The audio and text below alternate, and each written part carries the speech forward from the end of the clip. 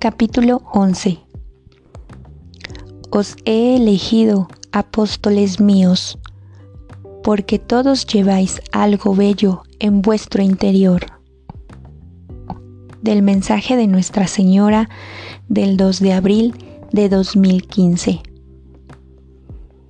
A pesar de las previsiones de los comunistas, las apariciones siguieron tras el arresto del padre Josso y la llegada de peregrinos continuó. Yo había aprendido a ser tan hábil en esconderme de los peregrinos como de la policía. Me seguía levantando muy temprano para recoger y ensartar tabaco y trabajar hasta que llegaba la hora de la aparición. El 25 de agosto de 1981, Nuestra Señora respondió a nuestras constantes peticiones de una señal, quizá para tranquilizar a la gente de Medjugorje y calmar sus miedos. Vika y yo estábamos en casa de Iván cuando oímos una gran conmoción afuera.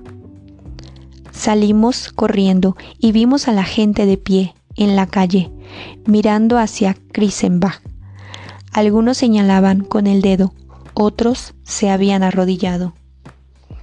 Me di la vuelta para mirar hacia las montañas y vi la figura de Nuestra Señora en el lugar donde solía estar la cruz.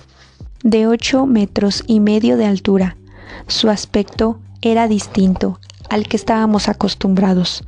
Parecía más una estatua que una persona.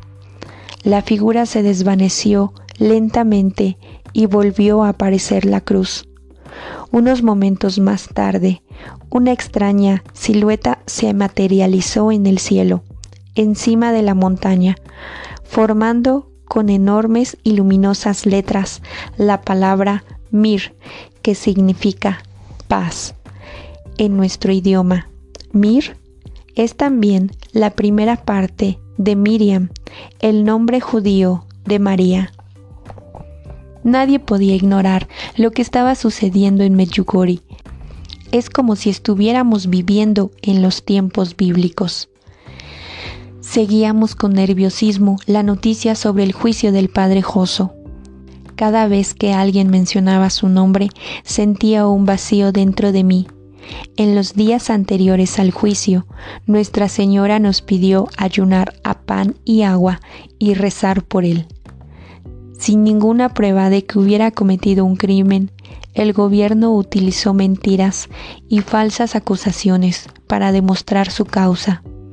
El padre Josso fue condenado por sedición, un crimen serio que podría haber acarreado la pena de muerte, pero fue sentenciado a 3 años de cárcel y a trabajos forzosos. El padre Josso no había hecho nada malo, pero el gobierno yugoslavo distorsionó la verdad para conseguir sus fines. Me di cuenta de que los comunistas podían hacer lo que quisieran a cualquiera. A finales de agosto tuve ocasión de sufrir su crueldad de primera mano. La policía ordenó al tío Sigmund que llevara a Sitluk para ser interrogada de nuevo. Estos continuos interrogatorios se habían convertido en una rutina. Una y otra vez me metían en una habitación vacía, donde me hacían esperar lo que parecía una eternidad. Después me acribillaban a preguntas y al no recibir las respuestas que querían, me amenazaban, me maldecían y al final me liberaban. ¿Qué más querían? Pero esa vez, cuando mi tío y yo entramos en la comisaría, supe que este interrogatorio iba a ser distinto. 2 hombres trajeados estaban de pie junto a los policías uniformados. Empujaron al tío Simón fuera y me encerraron en una celda de detención. Estuve sentada allí durante un par de horas, durante las que nadie me dijo nada. Después me metieron en el asiento de atrás de un coche gubernamental. Los hombres trajeados, agentes de la policía secreta, se sentaron delante. Lloré mientras el coche salía disparado. ¿Dónde me lleváis? Cállate, dijo el conductor. Estúpida, dijo el otro hombre. Vuestro fraude acaba hoy. Me gritaron y maldijeron mientras íbamos en el coche. Me tapé los oídos con las manos y me hice un ovillo. Intenté rezar, pero mi corazón latía con fuerza debido a la ansiedad. Pero sobre todo, estaba preocupada por mi tío Simón. Desconsolado por no haber sido capaz de protegerme, se quedó fuera de la comisaría llorando. ¿Cómo podría explicar a mi madre, su hermana, que me habían perdido? Por primera vez en mi vida, mi tío entró en un bar cercano y pidió un raquija, un coñac croata. Después de estar viajando en el coche 3 horas, empecé a reconocer los alrededores y me di cuenta de que estábamos entrando a Sarajevo. ¿Me estaban llevando a la cárcel o al lugar de la ejecución? Pensé en todos los modos posibles cómo podrían asesinarme y deseé que fuera algo rápido, como un pelotón de ejecución. Pero cuando el coche finalmente se detuvo, miré a través de la ventana y vi el edificio donde estaba el apartamento de mis padres. Gracias, Dios mío, recé.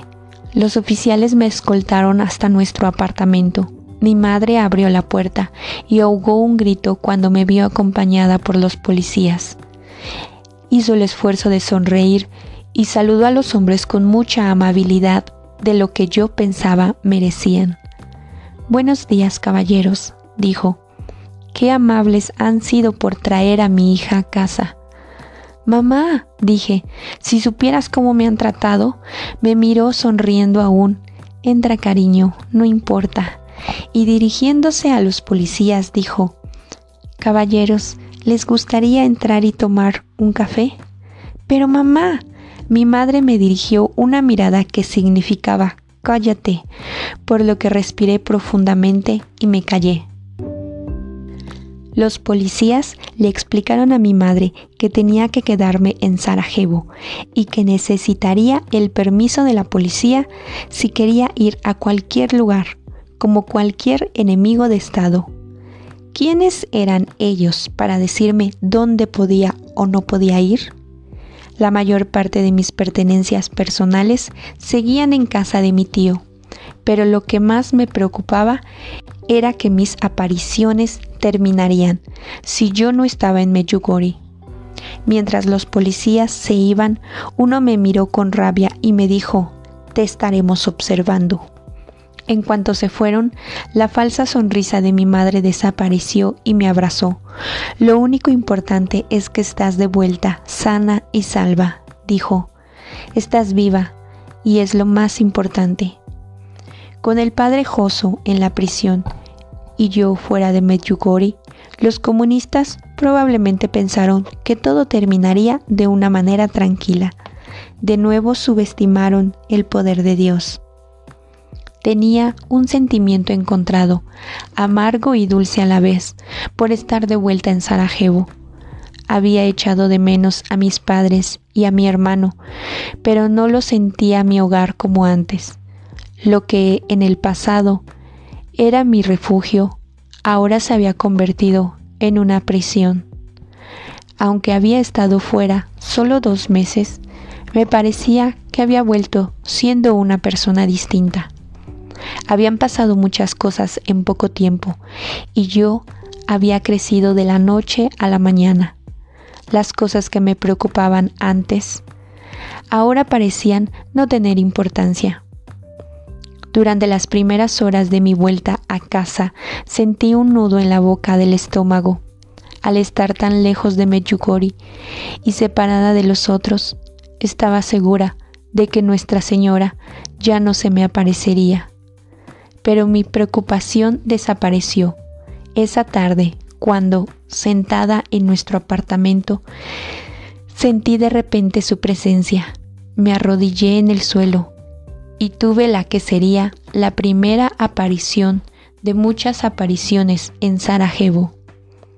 Debido a la continua vigilancia y al acoso policial, Mis apariciones solo podían suceder en el secreto de nuestro hogar, en la sala de estar, que era también mi habitación. Estar con Nuestra Señora en Sarajevo era una experiencia íntima y maravillosa. De hecho, a pesar de la intensa preocupación que sufrí en esta ciudad, considero, mirando atrás, que fue uno de los periodos más hermosos de mi vida. En Medjugorje tenía que compartir a Nuestra Señora con los otros. En Sarajevo era solo para mí. Me visitaba cada día y me ayudó a entender los planes de Dios. Improvisé un altar de oración en la habitación con una cruz y una estatua de la Santa Madre. No podía haber mucha gente conmigo durante las apariciones. Mi madre, mi padre y mi hermano estaban siempre presentes. Y con ello, cuando era posible, unas cuantas monjas, sacerdotes o amigos íntimos, pero no podíamos dejar que mucha gente se reuniera en el apartamento. La policía lo encontraría sospechoso. Incluso pedimos a los visitantes que llegaran a casa a horas distintas. Uno de los sacerdotes era el padre Ludovic Rupčík, un teólogo muy conocido de la Escuela de Teología de Sarajevo, nacido cerca de Medjugorje en 1920. El padre Rupčík redactó las crónicas de las apariciones desde los primeros días. Cada vez que venía a verme, grababa nuestras conversaciones y tomaba notas, pero siempre se iba deprisa si la policía se acercaba. En el pasado había sido encarcelado 2 veces por los comunistas.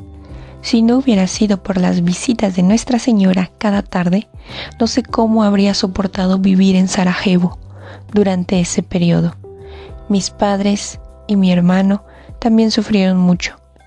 La policía aparecía de manera regular en nuestra casa e incluso nuestros amigos más íntimos se distanciaron de nosotros.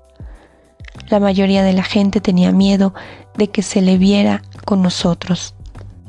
Un día la policía me convocó en la comisaría. Un oficial me ordenó que entregara mi pasaporte para asegurarse de que no abandonaría el país. Lo saqué de mi bolsillo, pero dudé de entregárselo. «Soy un ser humano», dije. «Tengo derechos». Me miró enfurecido desde detrás de la mesa. «Aquí no tienes derechos», me gritó. Empiezo a darme cuenta de esto. Me arrancó el pasaporte de la mano y me gritó como si fuera un perro. «Lárgate de aquí». Este era el ambiente. Los comunistas tenían que ser especialmente duros en Sarajevo, porque todos los grupos étnicos de Yugoslavia estaban presentes en la ciudad. Las autoridades eran expertas en utilizar el miedo como un medio de control. ¿De qué otra manera podía tratar el gobierno a una chica que hablaba de Dios cuando este mismo gobierno enseñaba en las escuelas que Dios era una invención? Intenté volver a vivir como un adolescente normal con excepción de las apariciones diarias. Como se acercaba el inicio del año escolar, estaba deseando ver a mis amigos.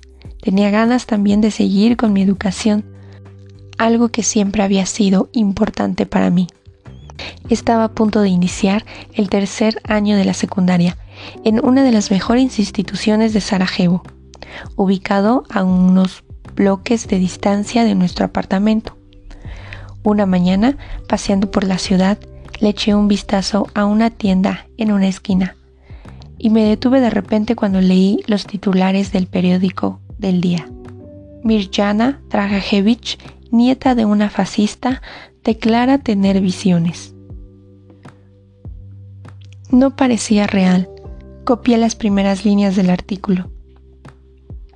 Mirjana Dragicevic, un estudiante de instituto de 16 años de Sarajevo, dice que ve y habla con una imaginaria Virgen María. Su actividad antigubernamental no debería ser una sorpresa. De hecho, su abuelo era fascista. Habían pasado 40 años desde que mi abuelo desapareció. ¿Hasta dónde llegarían para desacreditarme? Apenas sabía lo que era una fascista y de repente todos pensaban que yo era uno. Algunos incluso me acusaban de ser una subversiva gubernamental. Por el contrario, yo no albergaba ningún recelo hacia el gobierno yugoslavo, al menos no hasta que me convertí en uno de sus objetivos. De hecho, un mes antes de que las apariciones empezaran, había sido elegida para representar al pueblo de Sarajevo y recitar un poema comunista sobre el presidente Tito en la televisión nacional. Ahora, como vidente, me había convertido de repente en una marginada. Los periódicos locales informaron a todo Sarajevo de mi presencia. Cuando estaba a punto de empezar el año escolar, la policía llamó a mi puerta y me dio una noticia devastadora. Había sido expulsada del instituto. Según los oficiales de policía, cuando el director vio mi nombre en la lista y se dio cuenta de que era la chica de los periódicos, gritó: ¿Está inscrita esa mierda aquí? En la fotografía, antes de las apariciones, iba a uno de los mejores colegios de Sarajevo. Estoy en la fila de abajo, la tercera por la derecha.